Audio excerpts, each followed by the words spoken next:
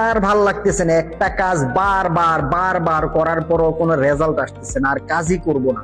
তোমার রেজাল্ট আসবে কিভাবে? তুমি তো একই পদ্ধতি অনুসরণ করে একটা জায়গায় দাঁড়িয়ে আছো। তার মানে কি আমি কাজ করতেছি না? আপনি বলেছেন প্ল্যান করার জন্য, আমি প্ল্যান করেছি, প্ল্যান করেও তো কোনো রেজাল্ট আসতেছে না, প্ল্যান অনুযায়ী কাজ করতেছি। আচ্ছা, তোমার কলেজ যাওয়ার একটা রাস্তা বন্ধ হয়ে গেলে কি তুমি কলেজ যাওয়া বন্ধ করে দাও? না, অবশ্যই আমি রাস্তা চেঞ্জ করে অন্য রাস্তা দিয়ে কলেজ যাব। আমি তো সেটাই বলতেছি, যদি একটা পদ্ধতিতে তোমার রেজাল্ট না আসে, পদ্ধতি চেঞ্জ করো, কখনোই গোল চেঞ্জ করবা না।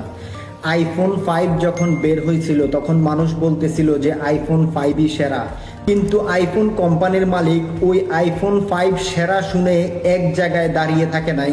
সে তার পদ্ধতি চেঞ্জ করে প্রতি বছর নতুন নতুন ফোন লঞ্চ করেছে, 6, 7, 8, 9, এখন আইফোন 17 এনেছে। আচ্ছা তুমি বলো তো, 2025 সালে এসে যদি আইফোন কোম্পানির মালিক আইফোন 5 সেরা মনে করে এখন সেল করতো, তুমি কি এটা কিনতা? কখনোই না। সে তার প্রতি বছরই পদ্ধতি চেঞ্জ করে করে করে নতুন ফোন লঞ্চ করেই কিন্তু আজকে সারা বিশ্বে অন্যতম সেরা কোম্পানি হিসেবে টিকে আছে। যদি এক পদ্ধতিতে রেজাল্ট না আসে তাহলে পদ্ধতি চেঞ্জ করে তুমি কাজটা করো, কখনোই তুমি তোমার গন্তব্য চেঞ্জ করো না, তাহলেই রেজাল্ট আসবে। লাইফে সফল হতে হলে পিছনে একজন নারীর প্রয়োজন নাই, সঠিক একটা প্ল্যান করে ওই প্ল্যান অনুযায়ী কাজ করলেই সফলতা আসবে। ডুবে যাওয়া সূর্য আমাদেরকে একটা কথা বলে যায়, আজকে ডুবে যাচ্ছি ঠিকই, কোনো সমস্যা নাই, আগামীকাল ঠিকই আবার উঠবো।